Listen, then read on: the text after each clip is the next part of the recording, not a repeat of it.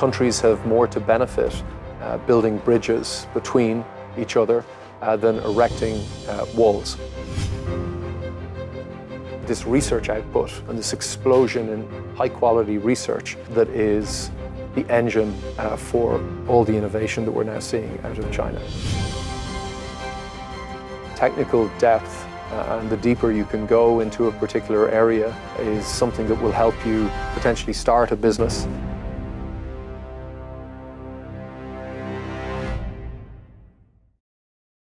Welcome to China. So how do you feel about this trip? It's been incredible. I've been in Beijing, Guangzhou, Shenzhen, Shanghai.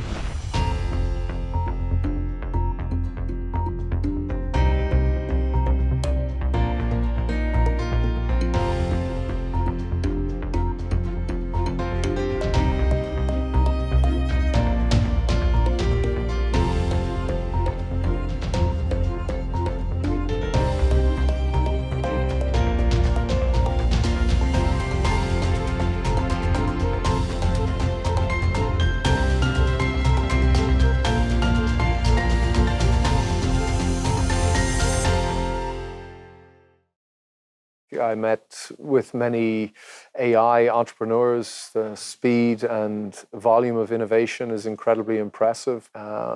Visited great startups, but also some of the more famous Chinese companies as well. Baidu, Tencent, Alibaba, BYD, and what I've seen has been incredible. I got to spend some time with some of the top executives as well, learning a little bit more about their plans. I also got to drive the BYD U9, which is setting records at the moment on the track, and that was quite a privilege. An amazing trip to China.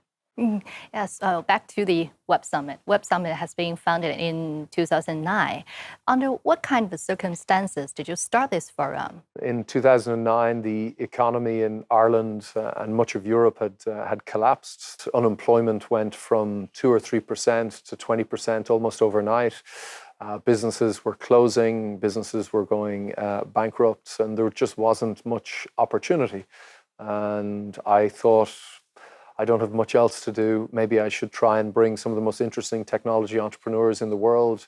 At that point, the founders of companies like Skype, YouTube, and Twitter to come to Ireland. And that became the early days of Web Summit. Yes, the Web Summit has become the global technology forum. So look back over the past 15 years, you have witnessed a generation of young people who has just started their business. So from your perspective, what are the most significant changes you have observed for those young people? Over the last 15 years, I think the opportunity for young people by location has changed. 15 plus years ago, 2009, I think most of the most interesting innovation in the world was happening in Silicon Valley. And that was somewhere that everybody wanted to be if you were a young technology entrepreneur. Over time, I think that has changed. For me, China over the last 15 years has become the most important center of research and development and of innovation. And increasingly, the most interesting companies are being started in China. And they're exporting all sorts of products to the world. There's a very interesting think tank in Australia, and they've been tracking which countries have been leading across just over 60 high technology fields. And around the time of the Beijing Olympics, China was leading in, I think, about 5 of 60 plus high technology fields. And today, China is leading, as per their latest report, in every high technology field, except for 5 out of about 64. And that, to me, is an enormous shift in a very short period of time. I don't think ever before in history has the world's center of innovation across almost every field shifted from one part of the world, the West for the most part, east to China.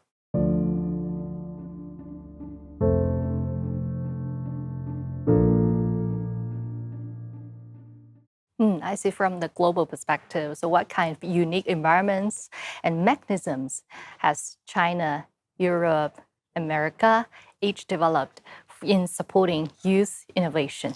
I think at the heart of it lies policy, because policy shapes the environment within which entrepreneurs can emerge. And I think entrepreneurship is a very late stage part of a wider cycle. The innovation, in my mind, for the most part, occurs inside of universities or publicly funded research laboratories.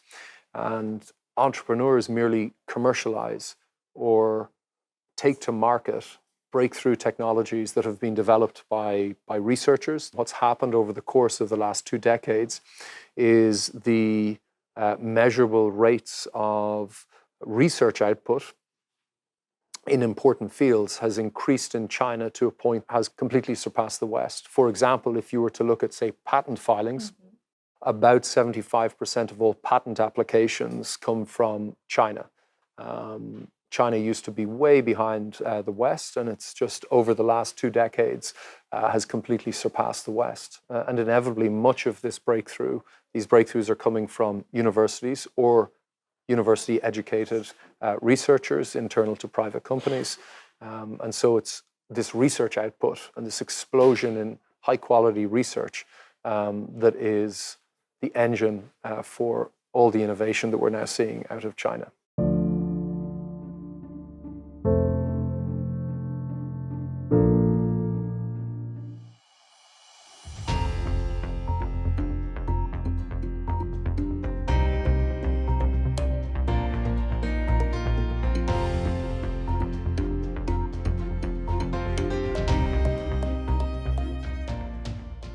What kind of unique environments and mechanisms has China, Europe, America each developed in supporting youth innovation?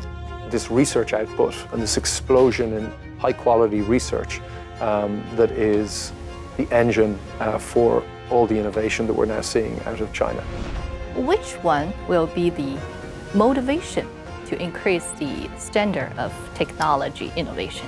This kind of change is more driven by capital or by technological advances. Do you agree or not?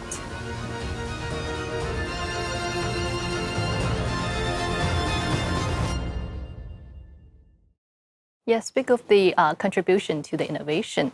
We know private sector, maybe public sector, and the individual are totally different. So you think which one will be the motivation to increase the standard of technology innovation? Government intervention to support foundational research and development proved to be incredibly important for the development of Silicon Valley. Without the government, it's very difficult to see Silicon Valley developing into what it is today. In a sense, Silicon Valley was really just a subsidiary of the US Department of Defense, now renamed the Department of War, who funded endless nascent technology at huge expense. Over time, and Silicon Valley started to move from being a military-only town to a town that started to sell to the private sector. And it proved to be a very, very successful model. In short, without government involvement, underwriting the high-risk, high-cost R&D that's needed to develop breakthrough technologies, I think it's very difficult for then entrepreneurs to emerge and capitalize on all this innovation.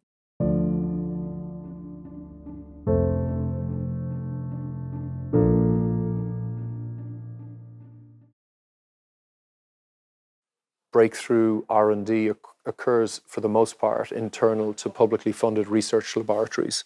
And sometimes those laboratories are internal to private companies, but the majority of the funding, the majority of their funding for decades upon decades for R&D was coming from the US government. From mobile internet to blockchain to artificial intelligence, the hotspots of youth innovation are constantly shifting. So you think this kind of change is more driven by capital or by technological advances? I think oftentimes It can be a combination of factors, as was the case with aerospace. I think the development of aerospace as a very important net export industry for the United States occurred as a consequence of massive state intervention.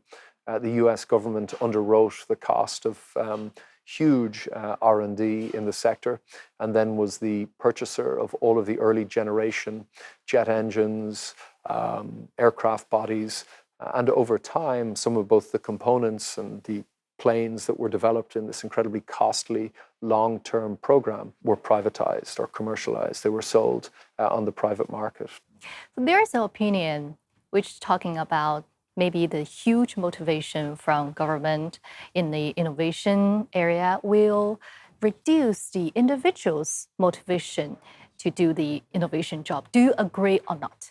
I don't. I think government plays an incredibly important job helping set the rules, helping implement policy that creates the fertile soil from which the private sector can grow. And without direction and planning by governments everywhere, I think progress is slowed. Progress, in my view, is led by sensible policy making that thinks 5 and 10 years and 20 years into the future.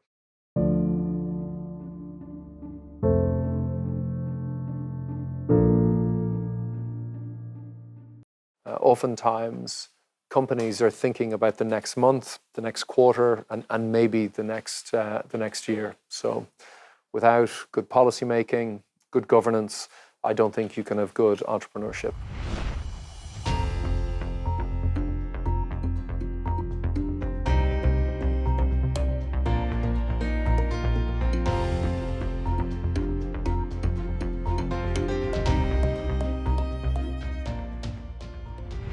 You think which one will be the motivation to increase the standard of technology innovation? Progress, in my view, is led by sensible policy making.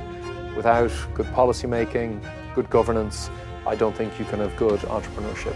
How can the entrepreneurs to combine the localized application with the original technological breakthroughs better? What kind of technology maybe in the future will be the breakthroughs?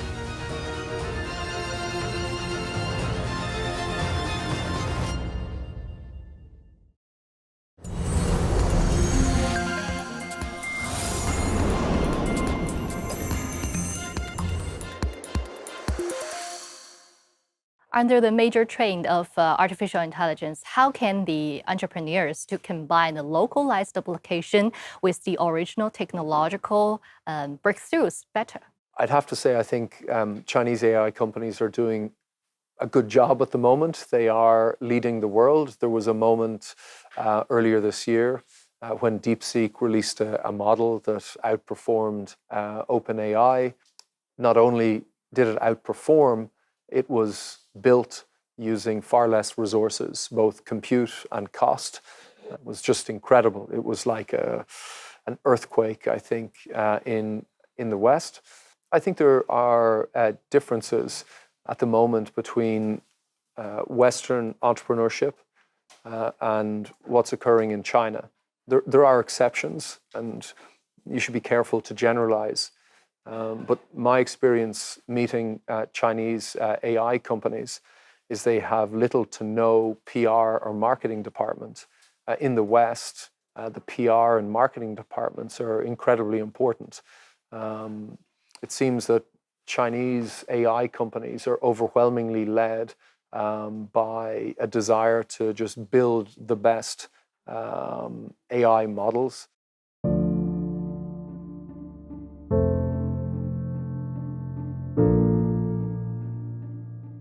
And in the West, of course, companies are very focused on this as well.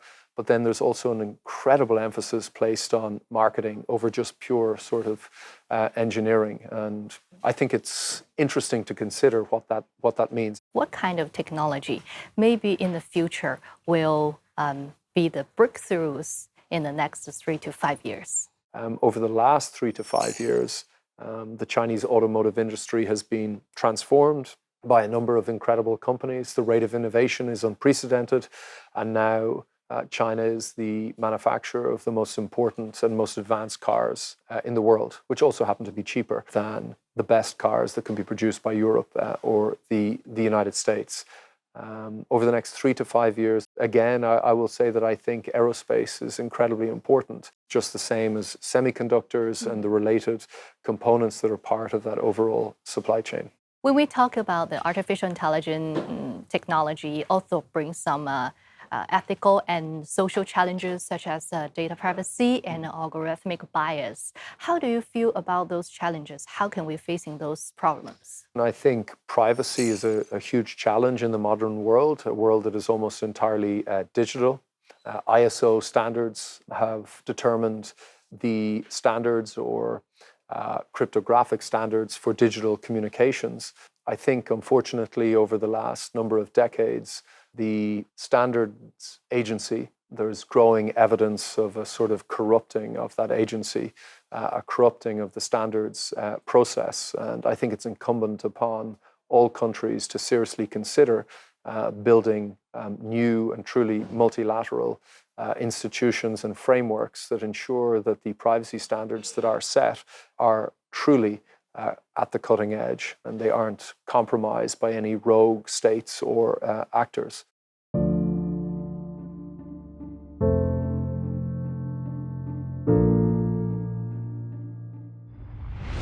A number of years ago, we had a speaker at one of our conferences who came into the possession of NSA documents which showed that ISO standards in cryptographic standards were deliberately and very carefully and perniciously corrupted by the NSA. They were also then under the table paying mostly US, but also Canadian companies millions and millions, in some cases tens of millions, to maintain these cryptographic standards in their kind of core technologies. And these scandals, and these are only the known ones, I think really just bring into question, to reiterate what I finished saying, the very basis of these standards. And I just think it's time for probably, I don't think they can be reformed. I think it's just time for new multilateral organizations.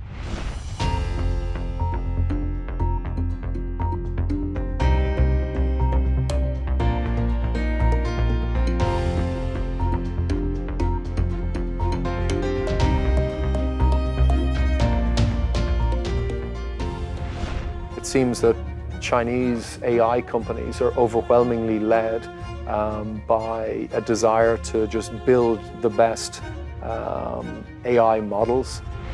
So how can the young people, or we just say the market, to prepare for this? What kind of prepare the company should do?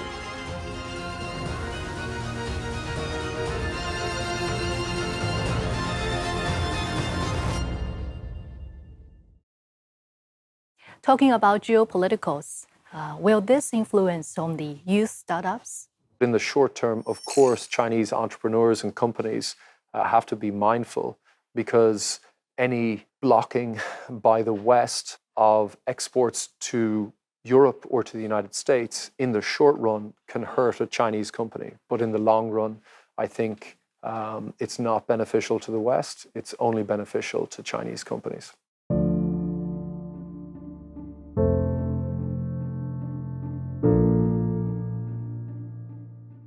There are still some challenges in the globalization. So how can Web Summit bring people together to enhance the cooperation, not only just in the business area? Web Summit may be, there could be another event, the most global gathering of technology companies in the world. And I think if you're an ambitious entrepreneur, selling into as many markets as possible is something you, of course, want to do. And I think trade between countries has a very positive impact on making the world a more harmonious and peaceful place. I think countries have more to benefit building bridges between each other than erecting walls.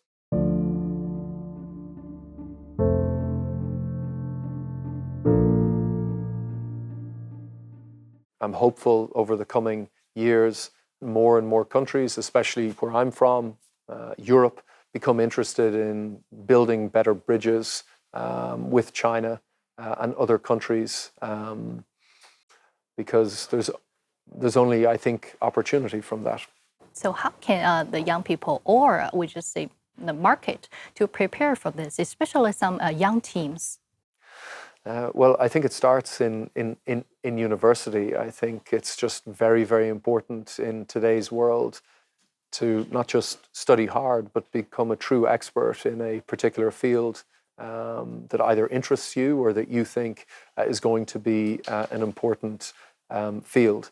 That's where education is for me, is everything. China is leading the world in so many areas of high technology, the vast majority of them because of excellent education in STEM and world-class research universities, producing world-class researchers who are making all these breakthroughs that entrepreneurs are then taking and turning into successful businesses. Youth innovation, maybe pay more attention on? It's focusing on the technical depths, or do they need to enhance the cross-border disciplinary capability? I don't think it's binary. I think it's both, and it's maybe sequential. I think as a technical depth and the deeper you can go into a particular area is something that will help you, potentially start a business. And if that business is successful initially within China, there are huge market opportunities in the rest of the world. So both. Both, I think, and think about technical depth first, achieving some market position perhaps within China, and then go to the world.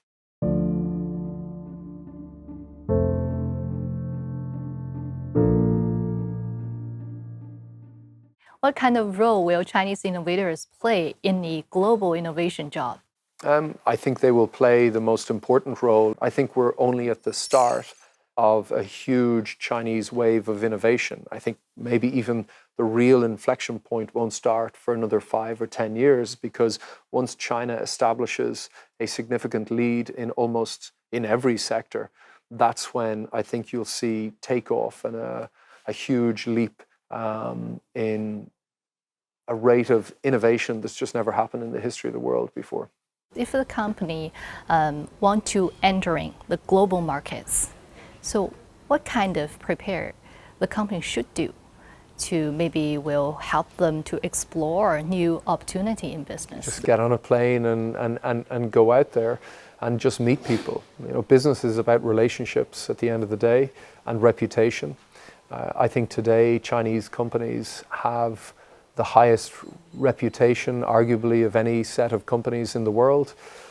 Almost every day, some Chinese company is setting some new record or releasing some the most advanced this or that. Again, I just say, get on a plane. Hopefully, it's a Comac plane, and go build relationships. Business is built on relationships.